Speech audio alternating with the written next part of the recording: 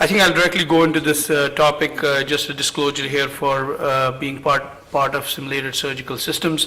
We all know that surgery has completely advanced. You can see from Harvey Cushing using headlights in the OR to the Da Vinci setup joint, which came up in 1996, that innovation is a part of surgery, especially now it has become integrated into minimally invasive surgery.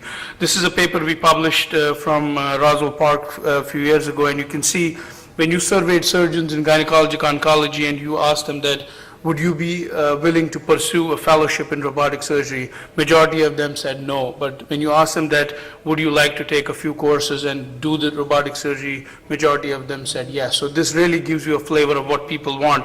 They would rather spend a little time attending a course, doing things, rather than go back for a formal fellowship. Another paper we published in the Journal of American College of Surgeons and asking about the importance of training for future career. And as you see, as you go ahead in training and you become a faculty, majority of the people feel that they would rather just end up doing a short course and come back to do this. But this is different in other fields, and you can see this paper published in, I think it was the BMJ, looking at 31,000 pilot surgeons and nurses, and when you compare the fatigue, the rejection of advice from seniors and making mistakes, a whole paradigm shift between surgeons versus physicians and health-related people versus pilots. And that's, I think, where we are all heading towards a system which technically gives you more ability to practice in a very, very quality-assured, selected protocol form.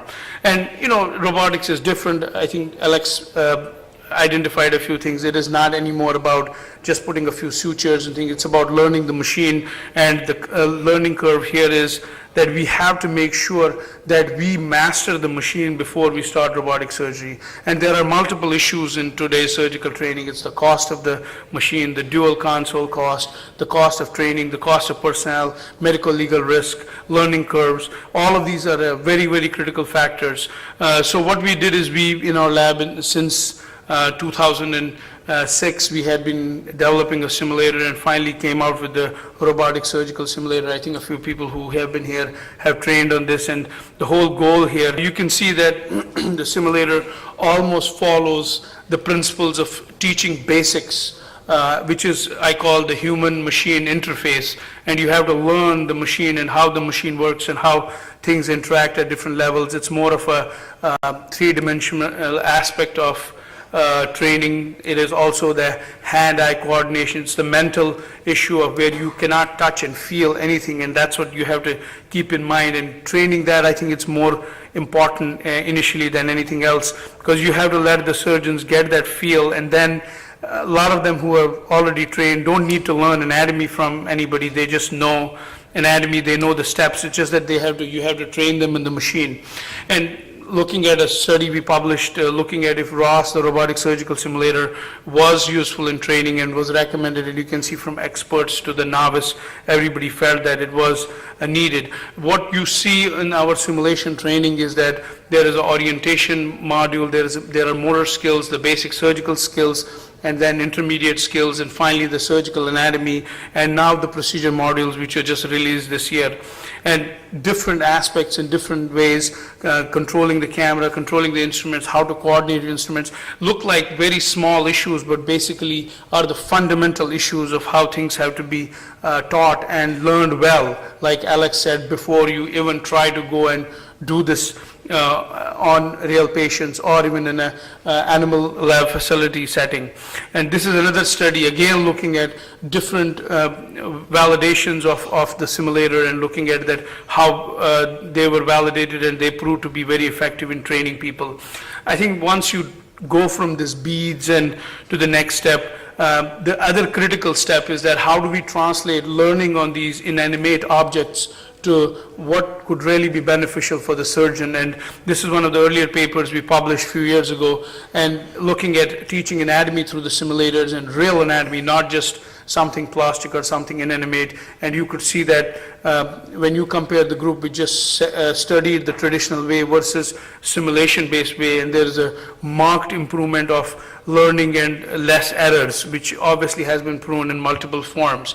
We did develop and take it to the next level by developing something called as host technology, where we took the real surgical scenarios and we put training wheels to surgical procedures where the surgeon literally holds, the expert surgeon holds your hands, and you literally perform a procedure by the expert surgeon holding your hands. We just came out and released with the prostatectomy this year, and that has been installed at least in our facility, and it really makes you repeat expert steps and making sure that you have them engraved completely to do and perform exactly the way the expert surgeon does. You can interact with scenarios which are real-time surgical scenarios and perform them like an expert surgeon. And we already have a radical hysterectomy which has been released, a radical prostatectomy which has been released, and we are working on other steps. So if you look at this, this looks like the image on the screen looks like the real-time scenario, and when you look at it, this is really the simulator, and what happens is that the simulator literally holds your hands and makes you go through a real-time procedure, and here the step is anastomosis, and you can see it is almost directing you the way your tools and hands have to move. This is a former video which was done about almost now a year ago, but technically this has come a long way, and we are almost now ready for surgeons to perform a whole prostatectomy with step or anastomosis and gynecologic procedure. And you can see this is real-time surgery, this is real-time expert steps which are being translated, and really I think do a wonderful job in getting the surgeon to feel exactly how things should happen in the OR. And I think that's one of the biggest issues with simulation, that real-time surgery is lacking, and this is what it brings to us. Now obviously this is the roadmap for this, but I just want to also talk a minute about how our curricula works at Roswell Park. We have had a bunch of guests from some very, very technically sound surgeons who range from open surgeons to people who have done some amount of work, and then residents who have had a little bit of exposure. We have a complete curricula we have used for last 3 years, which has been expert paneled and made into different steps, and we have a validation study which is also going on, and you go through different steps where you go from basic laparoscopic skills, then into robotic surgical skills, and finally we also have an animal lab where you can work on animal facility once you have completed the curricula and you have mastered that. The last thing which I'll also talk a little bit about, well, what about the privileging and dealing with privileges for surgeons if you are an administrator or you run a program? And I think what we have done is we don't allow anybody to directly book patients and schedule surgery based on just somebody telling them that they can have a proctor and start operating. We literally make them complete the whole course, get a ROS or an equivalent simulator course certification.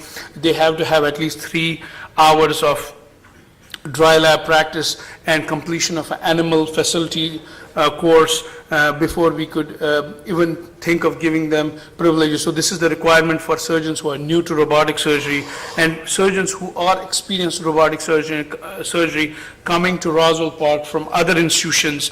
They have to have current privileging for that specialty.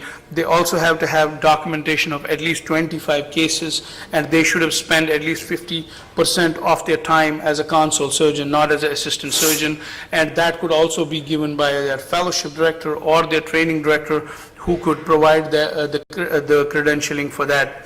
Then, competence for new privileges, we definitely want people to follow the checklist of a simulation training, preferably animal training, and if they are trained in their residency and fellowship, we want them to start at a mentored level even when they're there for 5 cases, so that we can make sure that they're safe surgeons and they have some kind of help in this area. Just going back to looking, training program, we started our training program in 2008, and finally we incorporated the ROS simulation training in May of 2010. As you can see, we have had a huge contribution from local and national medical students and residents who have come across the training to Roswell Park. We are completely focused on training people at a lower level to start with as medical students and residents, so that when they get to their training in surgery and all that, they're almost, completely using the machine without any, it's a second nature thing for them. Again, the facilities available, a basic curriculum, animal lab, host facilities, the procedural facilities. And I think where this leads us, all of us, is we have a human-machine interface issue here, which is critical for every surgeon, be it a trainee or expert.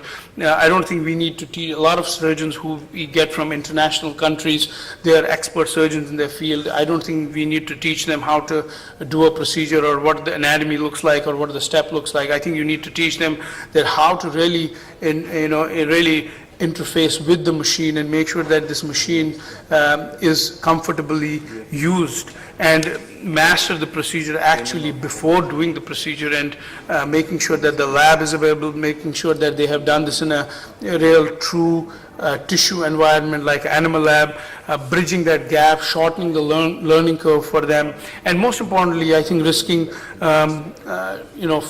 the patient and harming the patient, decreasing their risk, and also better selection of surgeons. And some people might say that, it doesn't fit what I want to do and do something else. I don't think there's only one way of doing this. There's multiple ways, but you need to do it right. You need to make sure that you go through all these steps to get to the point where you can safely talk to your patient and operate on a patient and follow a set curriculum.